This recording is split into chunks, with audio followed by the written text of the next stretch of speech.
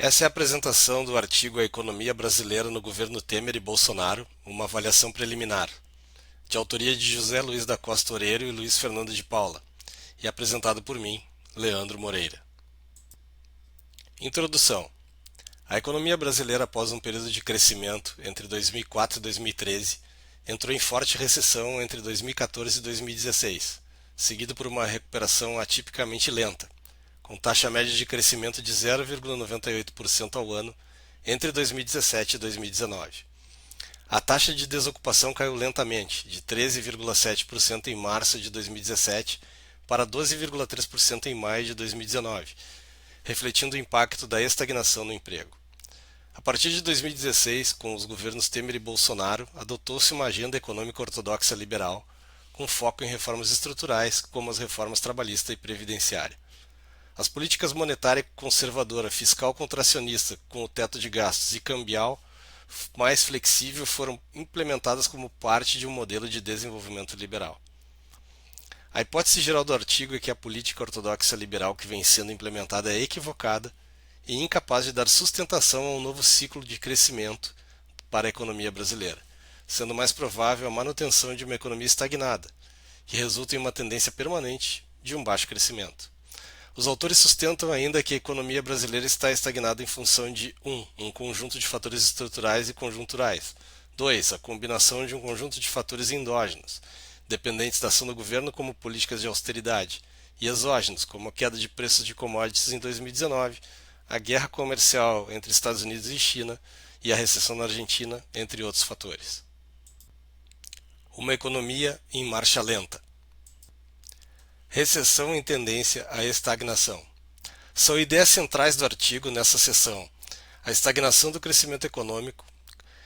Após a recessão de 2014 e 2016, a economia brasileira apresentou uma recuperação lenta e caracterizou-se por estagnação, com um crescimento médio de apenas 1% ao ano entre 2017 e 2019, o que equivale a um PIB per capita praticamente estático. Setores econômicos desigualmente impactados. O setor industrial e de serviços enfrentaram declínio desde 2015, enquanto o setor agropecuário continuou em expansão devido ao desempenho das exportações.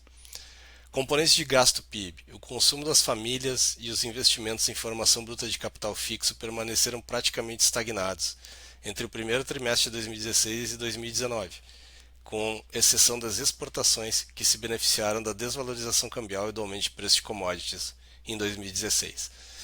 Desemprego persistente. A taxa de desocupação subiu drasticamente de 6,5% em 2014 para 13,7% em 2017, mantendo-se elevada, 12% em média, até 2019. O setor de construção civil foi o mais atingido, contribuindo significativamente para o aumento do desemprego. E ainda a concentração de renda em ascensão. A desigualdade de renda aumentou desde 2015. Os 50% mais pobres viram sua participação na renda cair de 5,7% em 2014 para 13,5% em 2019, enquanto os 10% mais ricos expandiram sua fatia de 49% para 52%. Tivemos ainda o impacto da Lava Jato no emprego. A Operação Lava Jato teve forte impacto no setor de construção civil, reduzindo os investimentos governamentais e causando paralisações que afetaram diretamente o emprego no setor. A redução da inflação após 2016, após um ciclo inflacionário de 10,7% ao ano em 2015, a inflação caiu para 2,5% ao ano em 2017, devido à retração econômica e à elevada taxa de desemprego, mantendo-se abaixo da meta oficial desde então. Preços monitorados e livres. A queda da inflação foi principalmente impulsionada pela redução dos preços livres, refletindo a baixa demanda em uma economia estagnada. Ciclo de preços e impactos cambiais. O aumento dos preços de energia elétrica, petróleo e a desvalorização cambial em 2015 causaram choques de oferta que impactaram a inflação, mas os efeitos foram revertidos a partir de 2016. Fragilidade da recuperação econômica. A lenta recuperação econômica não foi acompanhada de um aumento significativo no emprego ou na redistribuição de renda, evidenciando fragilidades estruturais e conjunturais no modelo econômico brasileiro. Analisemos agora os fatores conjunturais. A recuperação econômica lenta e atípica. A recuperação pós-recessão de 2014 e 2016 é mais lenta do que em crises anteriores, com crescimento médio anual em torno de 1% entre 2017 e 2019, Se comparada a recuperações anteriores e a países da zona do euro, a economia brasileira apresenta uma lentidão semelhante de países com restrições contracíclicas. O problema de demanda em vez de oferta. A estagnação resulta de políticas econômicas contracionistas excessivas, overkill, com taxas de juros acima do nível neutro e cortes em políticas fiscais e financeiras. Essa combinação criou uma economia com capacidade ociosa significativa, sem alterações desde o final de 2016. Além disso, o colapso no crédito, após uma década de expansão do crédito, houve uma retração acentuada a partir de 2015, reduzindo tanto o crédito livre quanto o direcionado, impactado por cortes nos desembolsos do BNDES. A oferta limitada de crédito prejudica a recuperação econômica e questiona a capacidade do setor privado em liderar investimentos. Endividamento elevado e recessão de balanço. Firmas e famílias enfrentaram altos níveis de endividamento, agravados por juros elevados e a desvalorização cambial, levando a cortes no consumo e no investimento. O endividamento das famílias caiu temporariamente, mas voltou a crescer enquanto empresas mantêm fragilidade financeira.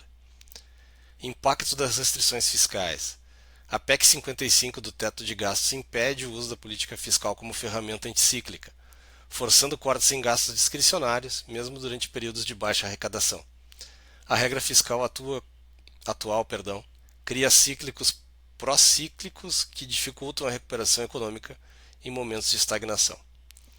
Queda do investimento público. O investimento público caiu de 4,06% do PIB em 2013 para 2,43% em 2019, afetando significativamente setores com alta complementariedade entre investimento público e privado, como por exemplo a infraestrutura. Deterioração no cenário internacional. A guerra comercial Estados Unidos-China e a desaceleração da zona do euro e na China e a crise argentina afetam o comércio e os fluxos financeiros brasileiros. A queda nos preços das commodities desde 2011 reduz a capacidade de compensar a estagnação interna com exportações líquidas. Termos de troca desfavoráveis. O declínio nos preços das exportações em relação às importações impacta negativamente a balança comercial e reduz fluxos de capital e liquidez no país. Influência dos preços nas commodities. Altos preços de commodities historicamente estimulam PIB, investimento, câmbio e crédito, mas a recente queda afeta negativamente esses indicadores. Desafios de recuperação econômica. As políticas atuais não são eficazes para reverter o cenário de estagnação, limitando a capacidade de investimento público e privado, enquanto o ambiente global desfavorável amplifica os desafios internos. Analisemos agora os fatores estruturais.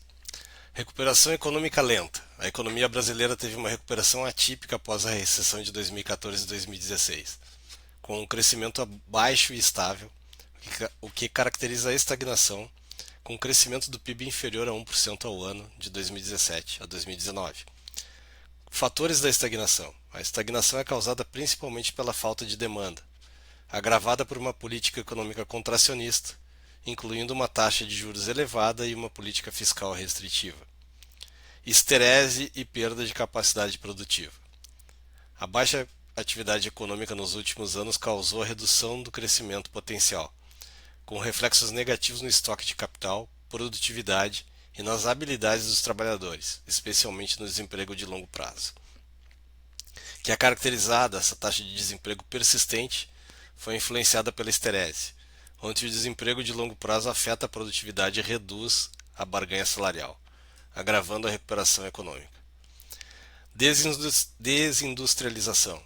A economia brasileira vive um processo de desindustrialização prematura, com a participação da indústria no PIB caindo de 20% nos anos 1970 para 11,2% em 2016, impactando negativamente o crescimento de longo prazo e a capacidade de encadear outros setores.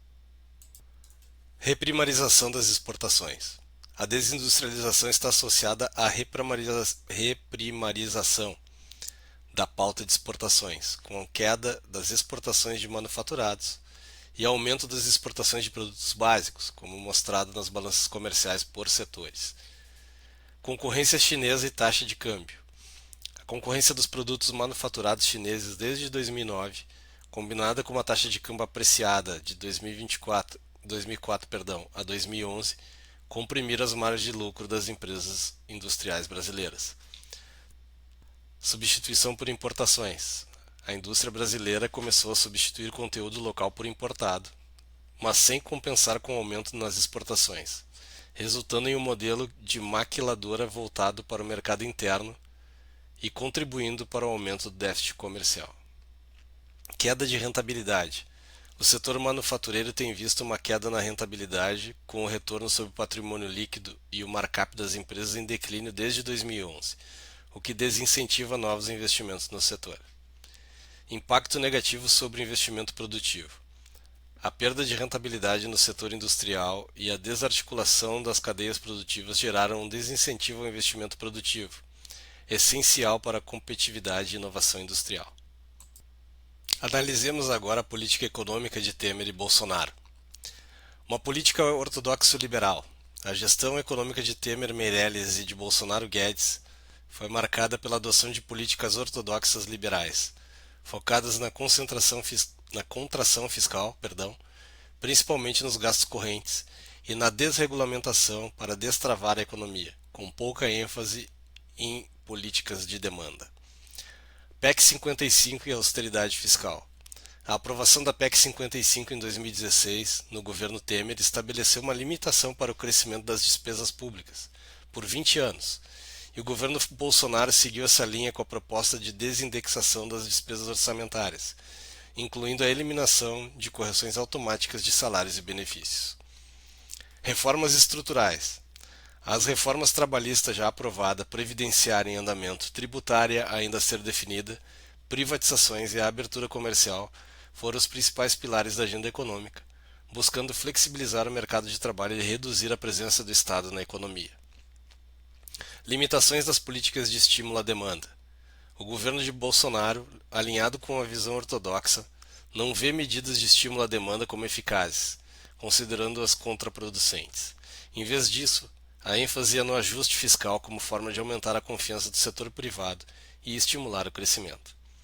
Efeitos contracionistas das reformas. Muitas das reformas, como a previdenciária e trabalhista, têm efeitos contracionistas no curto prazo.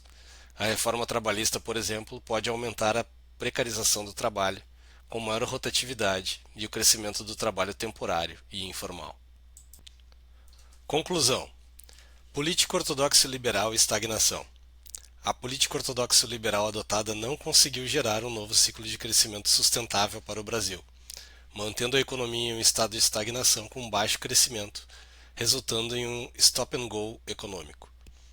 Falta de demanda como problema central.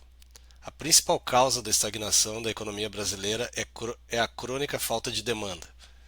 A agenda de ajuste fiscal apresentada por Bolsonaro Guedes não aborda essa questão de maneira eficaz, o que impede um crescimento robusto.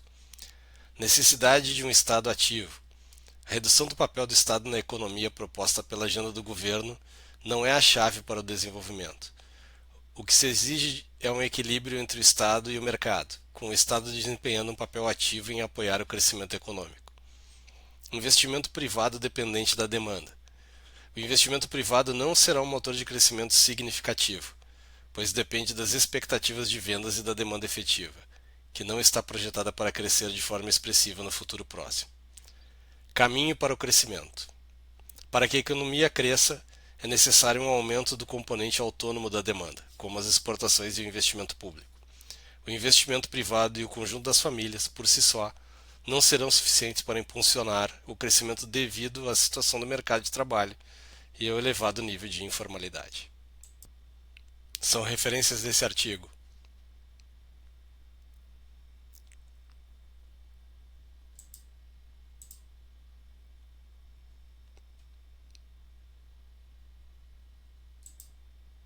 Obrigado.